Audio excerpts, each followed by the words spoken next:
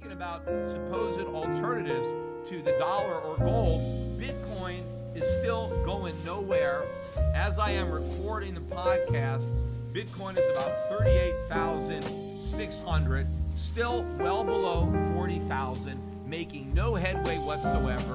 We did have that dead cat bounce up to about 45,000. I said it was a dead cat bounce as it was bouncing, and now Bitcoin, sold off. It hasn't made a new low yet. It hasn't cracked 33, 34,000. But as far as I'm concerned, it's poised to do that. And if you look at a chart of Bitcoin, we get below 30,000, maybe 29,000. There's just an air pocket there. There's really nothing going on between 30,000 and 10,000. And I think it's going to drop like a stone.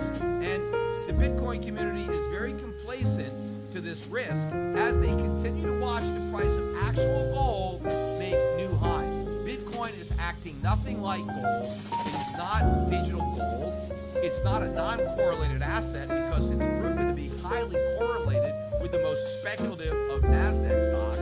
So there is no real investment case for Bitcoin. Certainly not a store of value. It's certainly not a safe haven. It's not an inflation hedge. It's just a digital token that people gamble on. The problem is we've run out of fools to buy it because all the fools already own it and there's nobody new. I mean, maybe the same fools who own it are buying a little bit more, but they don't have an unlimited amount of money. I mean, they're probably all in as it is. I mean, think about it. If you are a true Bitcoin fanatic, I mean, you're all in on Bitcoin right now because what's happening should be sending Bitcoin to the moon. Why is Bitcoin not already at 100,000? That's what you Bitcoin holders have to start asking yourself. Question your thesis. Look at what's going on with the sanctions. Look at Russia. Why is nobody going into Bitcoin? This is supposedly Bitcoin's moment to shine, and it's not shining at all. You know what is shining? Gold. What everybody believes is irrelevant, it's dead, it's the horse and buggy, Bitcoin is the car, right? It's passe, no one cares about gold anymore. Gold is what's making a new high, new all-time record highs. Sure, some of these Bitcoiners will poo-poo the fact that, Peter Schiff is making a big deal and he's celebrating, he's doing a victory lap. Ooh, gold's up $50, it's up $20, big deal. You know what? It is a big deal when you compare it to what Bitcoin is doing. I'd rather be up 2% than down 5%. But the fact is, Bitcoin is not making a new high. Bitcoin was 69,000 last year.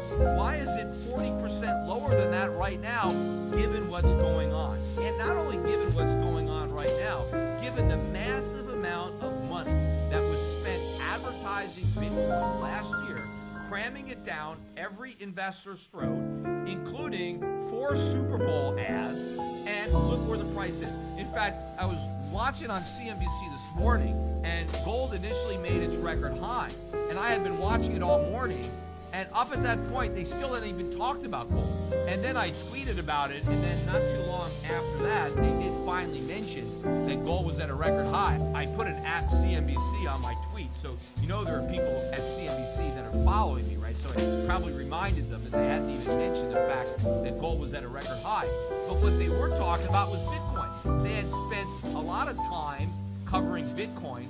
Even as the price of gold was making record highs, they were ignoring that, and instead they were focusing on an irrelevant rise in the price of Bitcoin when that rise meant absolutely nothing.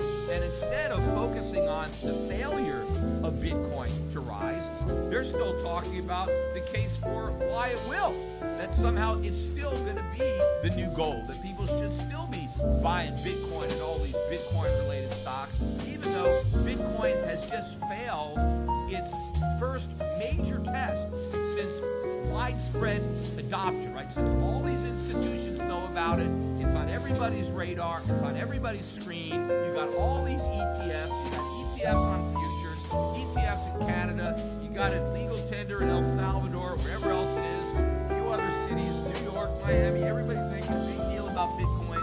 Everybody knows about it. Now we have this big geopolitical crisis. We have these sanctions. People are looking for alternatives to a fiat system, and nobody is turning to Bitcoin. If Bitcoin can't go up, it's only got one direction to go, and that's down. And that's